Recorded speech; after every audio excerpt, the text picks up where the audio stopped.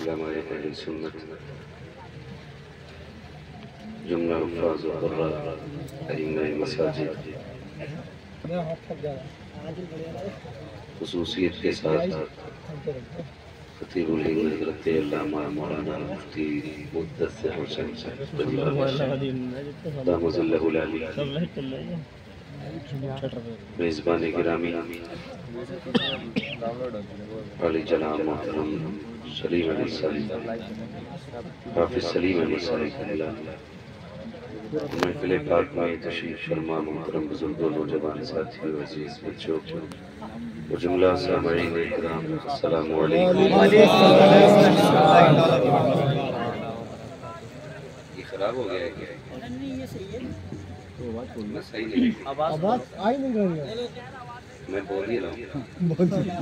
شروع میں اچھا بولا، اب کیا ہو گیا؟ اس ٹائم میں شروع میں بہتر بولا تھا میں نے نہیں، میں نے خراب کر دیا۔ آپ تو ایسا ممبر رسول پہ بیٹھ کر آپ لوگ اتنے جھوٹے آدمی ہوگا، تم نے خراب کر دیا۔ ارے کچھ نہیں حضرت بیٹھو، یہ کہہ رہا کہ تم نے خراب کر دیا، تو یہ نہیں، نیلا ڈرم دیکھا، نیلا ڈرم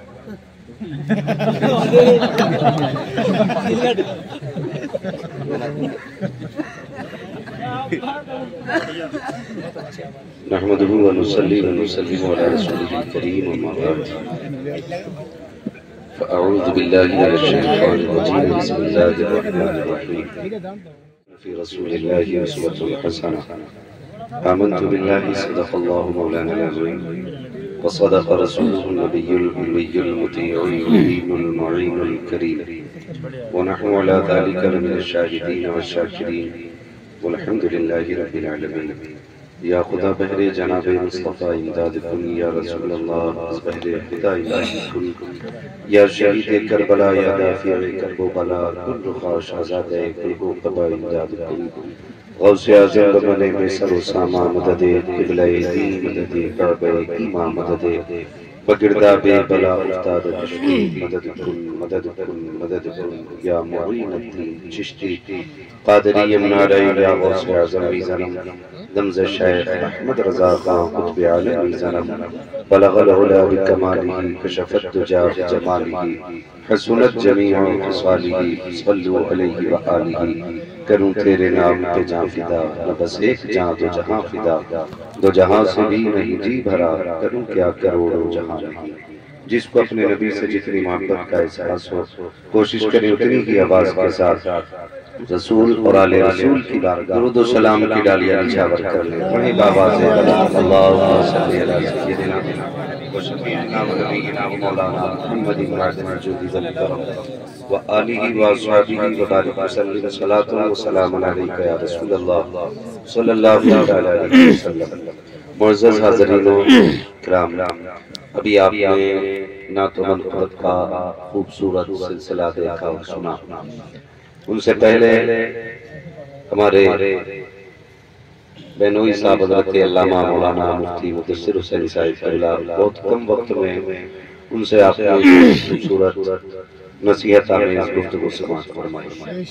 یقیناً یہ انہی کا اصرار تھا، ورنہ آج مجھے آرام کرنا تھا، کیونکہ عید کے فوراً بعد بھی دن میں بھی پروگرام ہے، رات میں بھی پروگرام ہے۔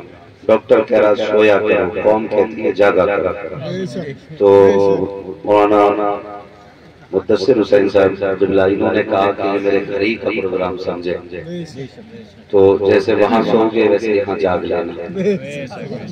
میں نے کہا ٹھیک ہے، اگر یہ بات ہے تو پھر ضرور حاضری ہوگی اور رب کے کرم سے حاضری ہوگی۔